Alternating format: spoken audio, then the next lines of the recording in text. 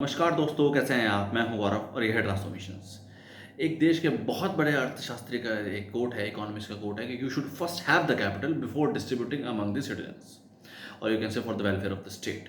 और ये जो कोट है बिहार के संदर्भ में 100% सटीक बैठता है इस समय। जैसा कि आप सब लोग जानते ही हैं कि आगे आने वाले 2-3 महीनों में बिहार में विधानसभा के चुनाव है, और जिनमें लगभग 243 सीट पे एमएलए का चुनाव किया जाएगा। आम जनता, आम जनमानस अपना कीमती वोट देके अपने नुमाइंदे, अपने रिप्रेजेंटेटिव या कह सकते हैं अपने एमएलए चुनेंगे, मेंबर ऑफ लेजिस्लेटिव असेंबली, जो आगे चल के विधानसभा में एक प्रॉपर सरकार बनाएंगे। और उसके बाद वो अपने राज्य की बेहतरी के लिए योगदान देंगे, अपनी भागीदारी देंगे, और कॉमन सिटीजन या common society, community at large के वेलफेयर के लिए स्कीम्स और लॉज बनाएंगे। अब जो ये कोट है कि you should first have the capital before distributing और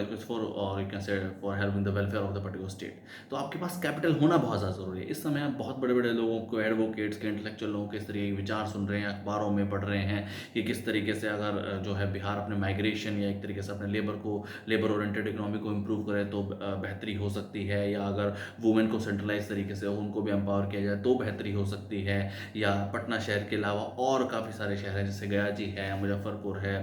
पूर्णिया, इन सब चीज़ों की भी, इन सब एक तरीके से इन सब एरियाज़ का डेवलपमेंट हो तो बिहार का ओवरऑल सॉल्यूशंस हो सकता है। बट इन सब सॉल्यूशन से पहले ये जानना ज़रूरी है कि उस पर्टिकुलर स्टेट के पास कैपिटल भी है या नहीं, या वो आज भी केंद्र की सरकारों पर एक तरीके से डायरेक्टली इनडायरेक्टली डिपेंडेंट है कि वो उसको पैसा भिजवाएं और उसके बाद जो बीमारू राज्य का भी उसको दर्जा मिला हुआ है तो वो इम्प्रूव हो। तो हमें, हमारे लिए ये इंपॉर्टेंट है कि आगे आने वाले जो हम चुनाव करें, अपने जो एमएलए को चुने, वो उस विचारधारा के हों कि उस पर्टिकुलर स्टेट में रेवेन्यू जनरेटिंग इकोनॉमी को डेवलप कर सकें, इंडस्ट्रीज लगा सकें, वो भले इंडस्ट्रीज, मैन्युफैक्चरिंग इंडस्ट्रीज हों, सर्विस इंडस्ट्री हो, या एक डिफरेंट तरीके का जो नया स्टार्टअप कल्चर है उस तरीके से सबसे पहले रेवेन्यू जनरेट करना बहुत ज़्यादा ज़रूरी है। इस तरीके के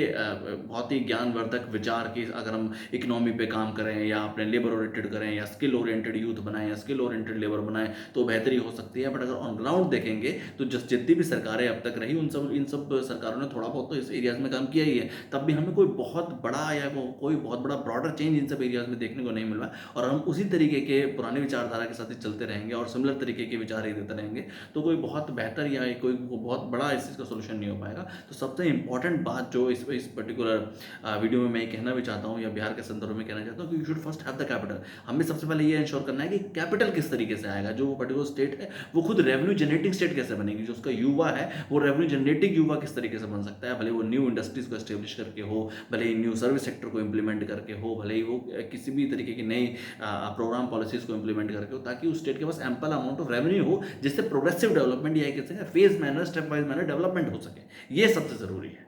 सोचिए इस बारे में। जय हिंद, जय भारत।